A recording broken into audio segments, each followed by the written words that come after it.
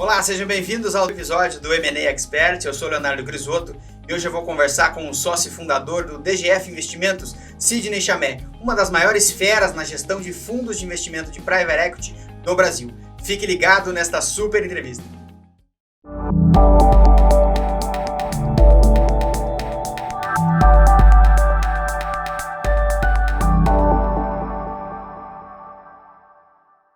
Bom, então conte pra gente, Sidney, quem é o Sidney Chamé? E pra gente conhecer um pouquinho você, tanto pessoalmente quanto profissionalmente. Bacana. Em primeiro lugar, obrigado pelo convite, pela oportunidade de conversar um pouquinho. É um tema que é sempre presente nos fundos de Private Equity, o tema de fusões e aquisições. Como você disse, me chamo Sidney Chamé, sou um veterano de mercado de capitais, tenho uma atuação já de quase chegando a 40 anos de mercado de capitais. Comecei minha carreira em corretoras independentes. Eu sempre fui e continuo a ser um analista de investimentos. Tive chance de passar por grandes bancos de investimento, no Citi, no Lloyds, aqui no Brasil e fora. E aí, fazendo o meu mestrado, que eu fiz na Fundação Getúlio Vargas, tive chance de fazer 6 meses desse mestrado na McGill, lá no Canadá. E eu tinha uma frustração na área de análise de investimentos, que muitas das coisas que você analisava, você falava, puxa, se a empresa tivesse um pouquinho mais aqui para a direita, tivesse explorando esse outro canal, tivesse fazendo essa outra coisa, o resultado, né, na minha análise, seria melhor. Mas você não tinha eco nenhum dessa sua opinião. E aí fui para o meus 6 meses ali, em um período bacana da minha vida, com uma bacana e desafiadora, uma filha pequena. A segunda filha foi concebida lá no Canadá, minha esposa me acompanhou também, tirou uns meses do escritório de advocacia que ela atuava.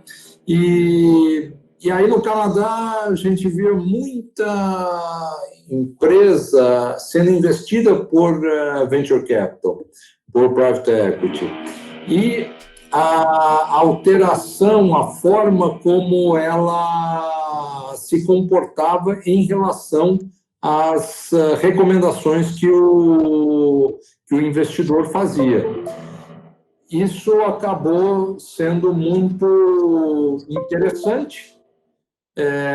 E eu voltei ao Brasil, fiquei mais um ano em banco de investimento. E nesse próprio banco de investimento que eu acabei voltando, eles tinham captado um fundo, isso foi em 96, um fundo de venture capital. Nem sabia o que era um fundo de venture capital, era um fundo de investimento em empresas emergentes, de uma instrução CVM de 94. Que ainda a turma não entendia direito o que era. Nós estávamos recém saindo da inflação, com o início do Plano Real em 94, e esse banco, ele era uma asset, né? E essa asset queria ter esse produto, mas não sabia o que fazer com esse produto. E eu, que já tinha essa vontade de migrar, fiz uma proposta que eles consideraram muito boa, mas que no final do dia foi tremendamente melhor para mim. Eu falei, olha, eu cuido disso aqui, não quero nada adicional, continuo fazendo a minha tarefa eu cuidava de um time grande, quase 20 analistas, cobríamos 85% do índice Bovespa, tínhamos clientes em várias partes do mundo, vários clientes no exterior. Então, era um research muito pesado, um research sales muito pesado. Continuei a cuidar disso e desse produto. Esse produto, então, Fundo de Investimento em Empresas Emergentes, ele tinha por característica concentração no estado de Santa Catarina. Contratei um analista especificamente para cuidar disso, um cara com um background tecnológico, hoje até meu sócio no DGF, e cuidando disso, acabei fazendo essa migração de carreira, porque o primeiro investimento que nós fizemos foi a Logocenter, que depois foi vendida, incorporada pela Microsiga e acabou virando TOTVS, que é essa potência que existe hoje. Então, esse é um pouco do meu histórico, tanto pessoal como profissional, e como se deu essa migração para participações. Legal.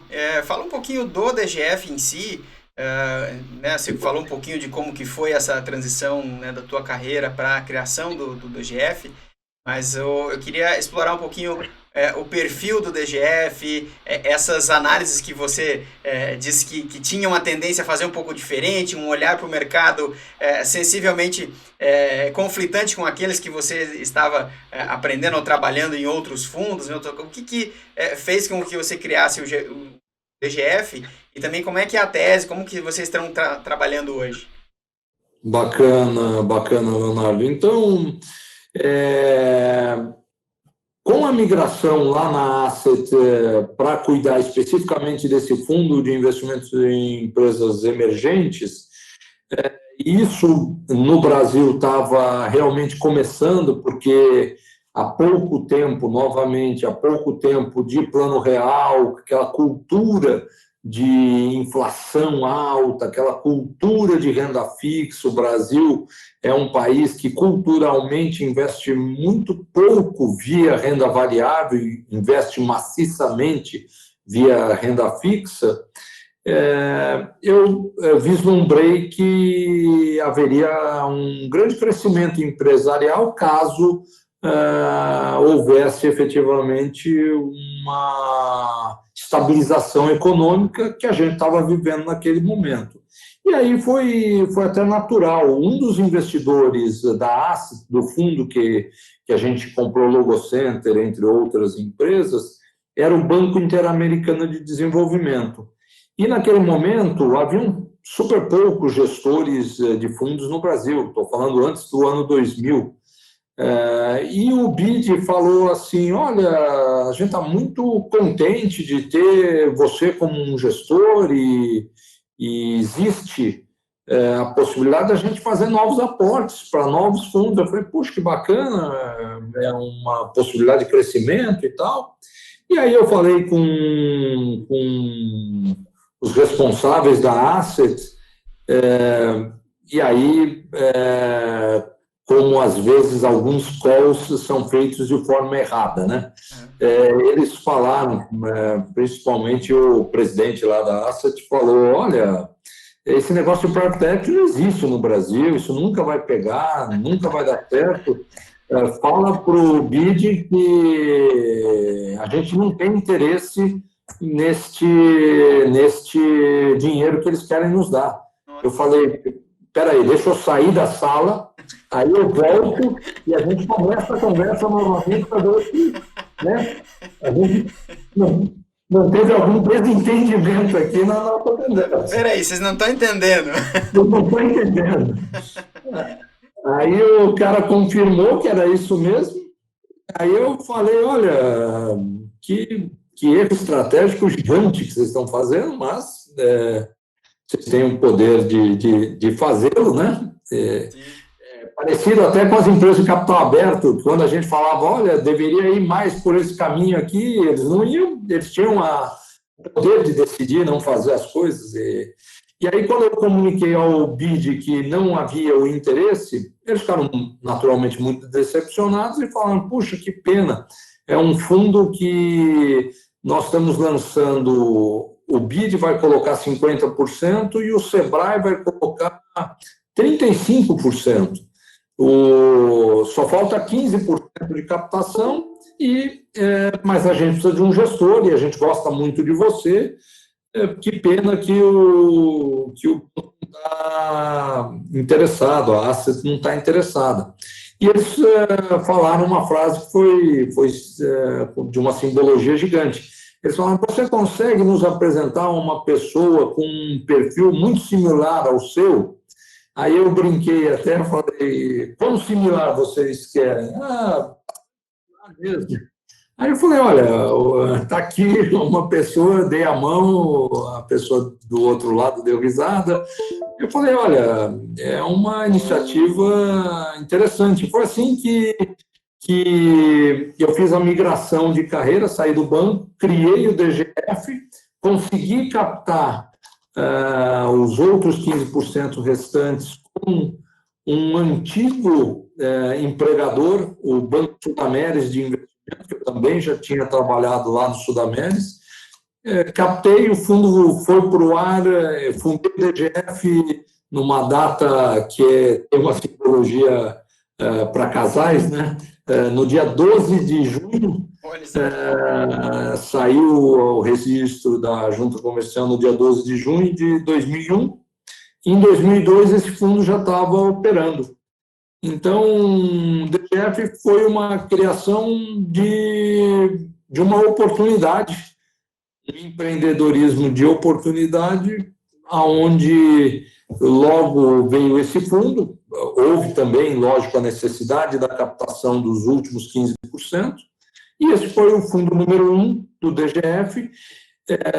Nós aprimoramos a nossa tese ao longo de 20 anos, então nós estamos para completar 20 anos.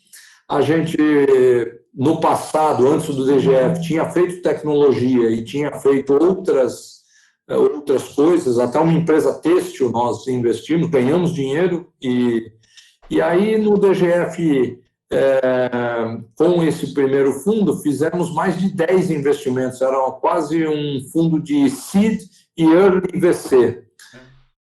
10 investimentos, e os investimentos em tecnologia foram melhor do que os investimentos em não tecnologia. Aquele analista que eu tinha contratado,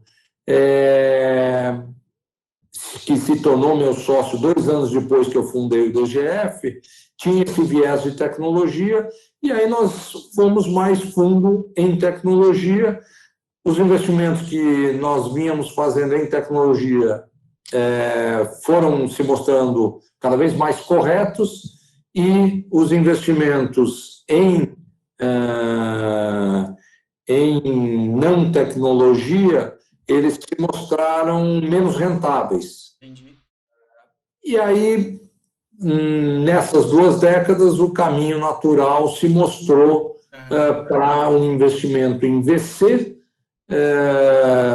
A gente gosta muito de acompanhar o empreendedor, atuar nessa fase onde ele precisa de muita ajuda em definir melhor o seu modelo comercial, ajuda em contratar novas pessoas, ajuda em estruturar financeiramente a operação de finanças da empresa. Então, toda esta situação nos fez, desde o fundo 4, já definir que só tecnologia, e hoje nós estamos fazendo um estudo para lançar o nosso fundo número 7, e com marcas muito interessantes. O DGF ele tem, pelo Correlation Ventures do Dow Jones, um índice de acerto que é bastante superior ao mercado.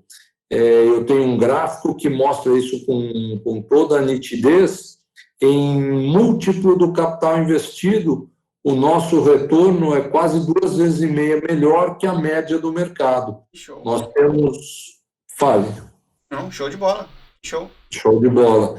Nós temos esse indicador que mostra saídas com 5 a 10 vezes mais que 10, nós temos o dobro do indicador da média de mercado. Então, foi dessa forma que houve... E aqui eu pulei etapas, né? Nós tivemos várias pessoas que contribuíram conosco, mas mantemos a estrutura, a sociedade original.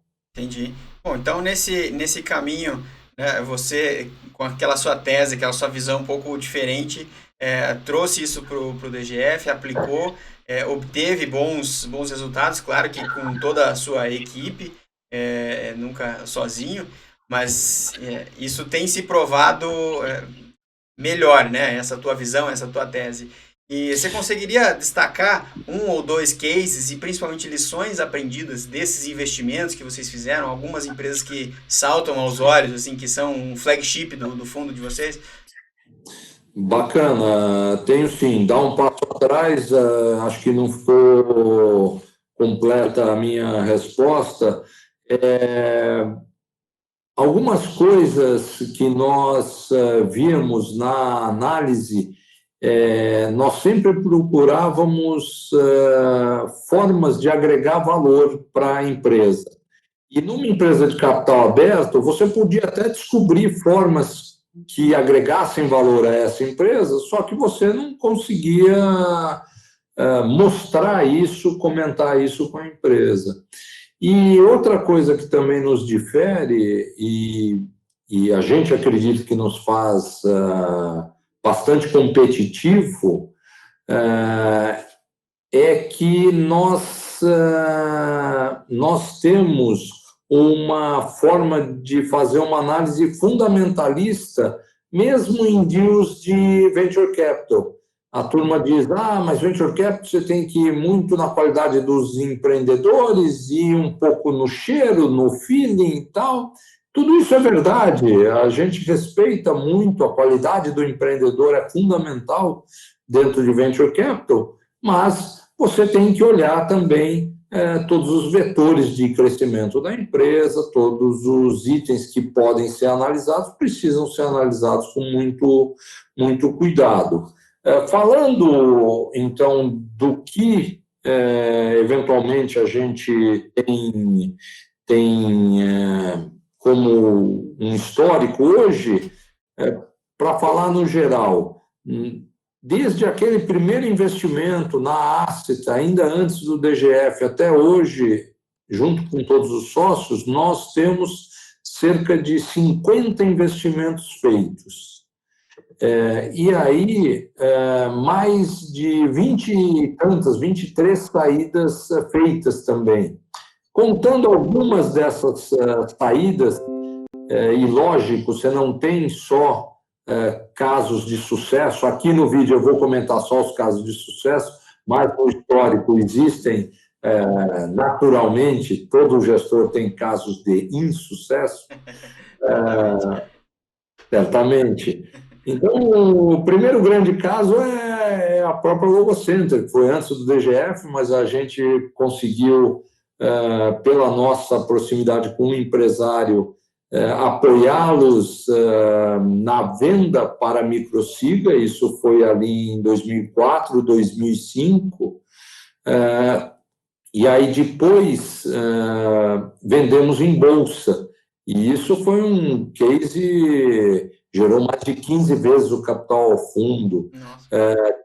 Temos uma empresa com o nome DHC, fundada por um empreendedor que hoje é muito próximo ao DGF, investidor, sócio em vários fundos, o Dario Borali, que fazia todo o data center para empresas de e-commerce, no crescimento do e-commerce lá atrás, no início dos anos 2000, também surfamos essa onda.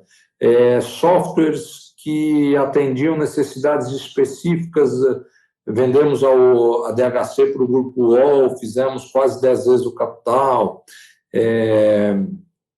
Nós temos dois exemplos que nós gostaríamos de fazer uma fusão dessas empresas. Investimos pensando nisso na Software, que fazia parte de software fiscal para exportação e importação, e a MasterSaf, que fazia o fiscal para o mercado brasileiro. Todas as empresas, as duas, corriam sobre o SAP, sobre o TOTUS, que eram sistemas mais generalistas, e nós éramos sistemas específicos de tributário. Queríamos fazer uma fusão, não foi possível fazer, porque em momentos diferentes vendemos ambas as empresas para o grupo Thomson Reuters. Então, elas se fundiram dentro do grupo Thomson Reuters. Fizemos 5 vezes o capital em cada uma dessas empresas.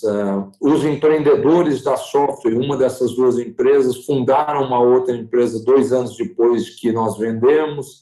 Nós investimos novamente. Então, o Brasil hoje também tem muitos empreendedores seriais. E nessas 2 empresas, Leonardo, é importante destacar que uma das coisas que a gente agregou de valor foi que nós nos tornamos o braço de M&A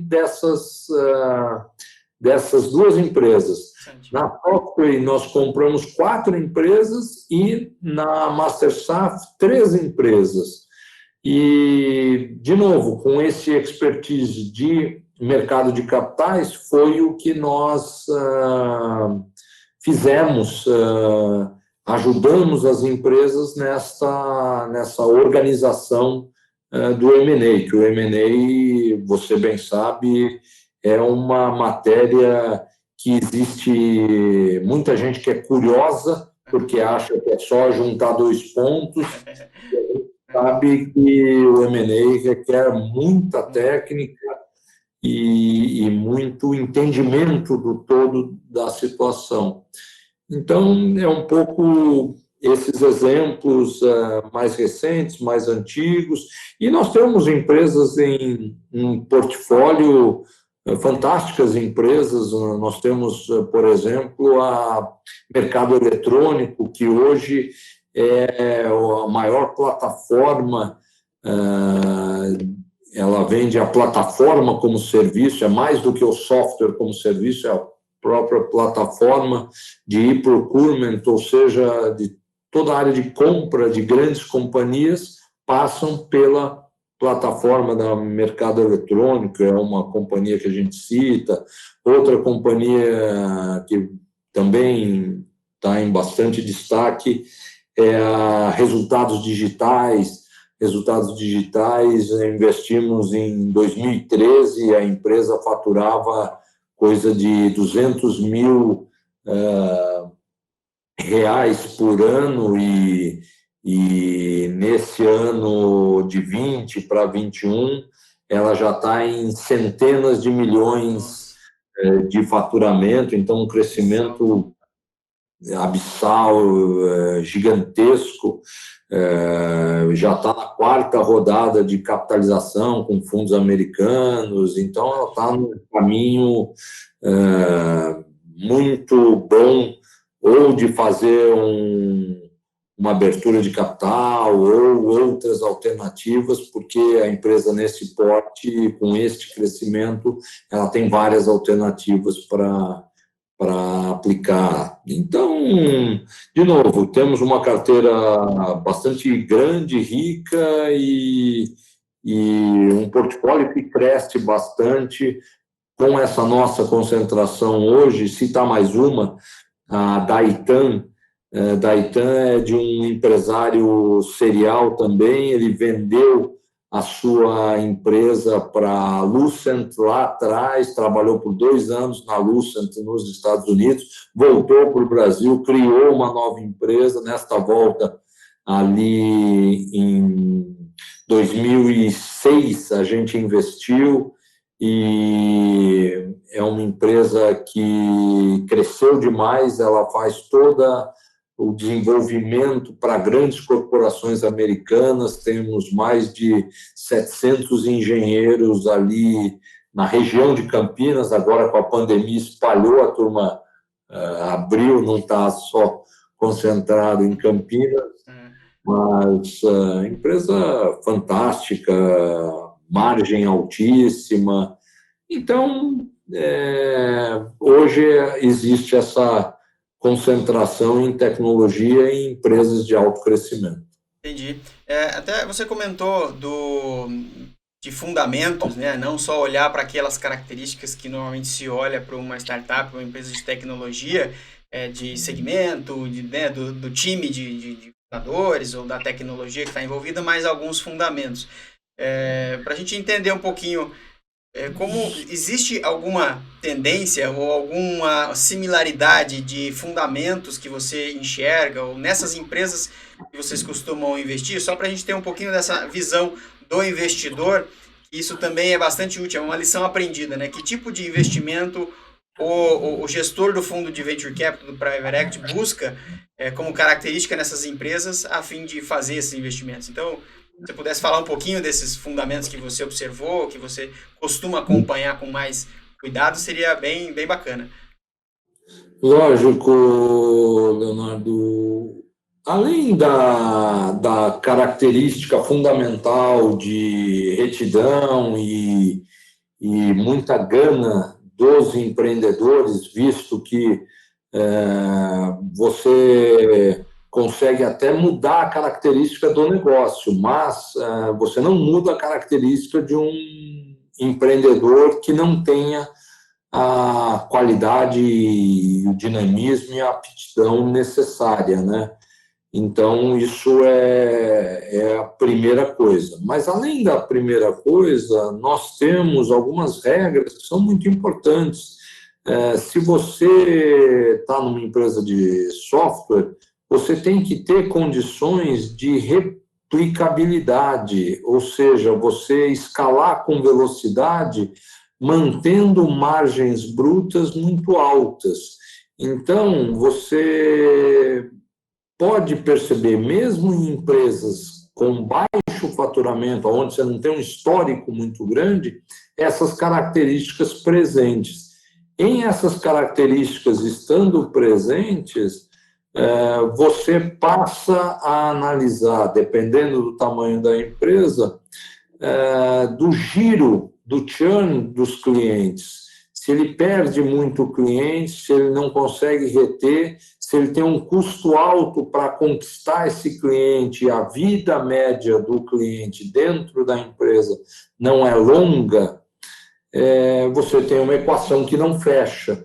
Então, você tem várias métricas para vários momentos específicos para que você possa ver se a empresa está num bom caminho e se você imagina que ela vai manter ou melhorar esse caminho de lucratividade. Então, de novo, não existe uma regra universal, regra de bolo, mas essas características de autoescalabilidade, com receita recorrente, margens brutas, margens operacionais altas, e também a satisfação do cliente que não te deixa em qualquer situação, são muito relevantes para a nossa confirmação da análise. É isso que eu chamo de uma análise fundamentalista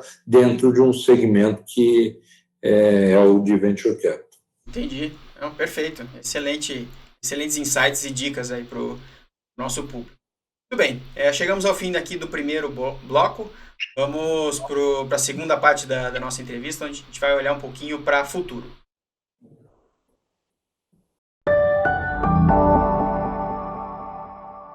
Muito bem. Então, nesse segundo bloco, a ideia é olhar para o futuro. Sidney, conta para a gente como que você enxerga o mercado, as tendências de tecnologia, que é onde você está mais alocado hoje, também você já tem uma boa experiência, e também um pouquinho desse movimento do private equity, né? Veio crescendo desde lá da sua época, desde ouvir a opinião de que isso aí não vai existir no Brasil, até um mercado que está muito bem desenvolvido, fomentando a indústria, fomentando o mercado. Fala um pouquinho das tendências nesses dois lados para a gente. Bacana. Vou falar também, aproveitando o gancho, para fazer uma referência institucional que eu gosto muito. Eu sou um dos fundadores da BVCAP, Associação Brasileira de Private Equity Venture Capital. Fui conselheiro desde sempre, fui presidente entre 10 e 12, saí do Conselho Deliberativo em 14, sou conselheiro consultivo até hoje, e o crescimento do mercado de participações no Brasil gigantesco. Pude acompanhar um número crescente de gestores, às vezes você vê também uma certa empolgação, gestores criam empresas e acabam não fazendo o segundo e o terceiro ciclo, porque há muita literatura nos Estados Unidos que mostram que fazer o primeiro ciclo é certamente mais fácil do que o segundo e que principalmente o terceiro, né? O terceiro que é o ponto de separação, como se brinca entre os adultos e os meninos. E aí a gente tem conseguido navegar nesse ciclo. Como é que eu vejo o futuro? Não só pelo aspecto de que houve uma queda brutal de taxa de juros, o Brasil nunca teve um diferencial entre juros e inflação tão baixo quanto nós vivemos hoje, mas não é apenas isso. O empreendedorismo no Brasil, que lá atrás, segundo o Sebrae, era um empreendedorismo de subsistência, então não era, na realidade, um empreendedorismo. Hoje, você vê em jovens, por exemplo, eu dei uma aula recentemente na Fundação Getúlio Vargas, onde eu fiz o meu mestrado. Lá, quando eu comecei o mestrado, e isso foi em 93, terminei o mestrado e comecei a dar uma aula como professor assistente do professor Cláudio Furtado, que foi o meu orientador de mestrado. Naquele momento, isso era 98, 99, não havia o curso de empreendedorismo na Fundação Getúlio Vargas. Não havia. Aí você fala, puxa, são só 22 anos atrás. Não havia. Então, todo mundo, o que eu quero dizer aqui, todo mundo era treinado para ser executivo. Você vai ser executivo de uma grande empresa, vai fazer esse curso, depois essa especialização e depois vai seguir sua carreira. Hoje, isso é uma evolução, uma curva, há uma mudança muito grande. De novo, para citar a aula que eu tive a oportunidade de participar 10 dias atrás, e estava sendo dada a aula via o Zoom, e o Zoom tem o Zoom Pool, que é muito bacana para você coletar informações ali na hora. E aí colocamos uma pergunta para saber quem queria empreender na largada, terminando o curso da GV. Cerca de 20% da classe respondeu isso e outros 40% não tinham a definição, mas eles estavam em dúvida entre empreender e seguir uma carreira executiva. Então, no mínimo 20% e ampliado 60% com os 40%, você tinha uma massa crítica de empreendedorismo muito grande. Por isso, combinando esse perfil empreendedor que se mostrou muito verdadeiro no Brasil e essa histórica queda de taxas, que se o governo não fizer muita coisa errada, a gente pode manter por mais um pouco de tempo, mas, lógico, se a questão fiscal não for endereçada, infelizmente isso não vai sustentar, mas isso é capítulo para outra conversa. Outra conversa, não a de hoje. Eu estou realmente muito animado, muito otimista. E por que a área de tecnologia? Foi uma das outras perguntas que você me fez. Hoje, a área que nós escolhemos, o software como serviço, ele está presente em todo lugar. Hoje, você não compra mais o software, instala na sua máquina o software on-premise. É tudo... Eu quero o uso disso. Então, eu uso, eu pago. Eu não uso, não pago. A tendência pelo Gartner é que o crescimento do mercado de software de 20 a 27, ele vai mostrar uma taxa composta de cerca de 20%. Então, um crescimento de um bolo que já é muito grande e a curva entre... Hoje você tem 70% de software ainda embarcado on-premise e só 30% software como serviço. Isso vai mais do que, ao longo desses 7 anos, mais do que mudar. Vai inverter e ainda, além dos 70-30 invertidos, 70 para software como serviço e 30 só on-premise, ele pode superar isso atingindo 80-20. Então, um crescimento gigantesco para este segmento.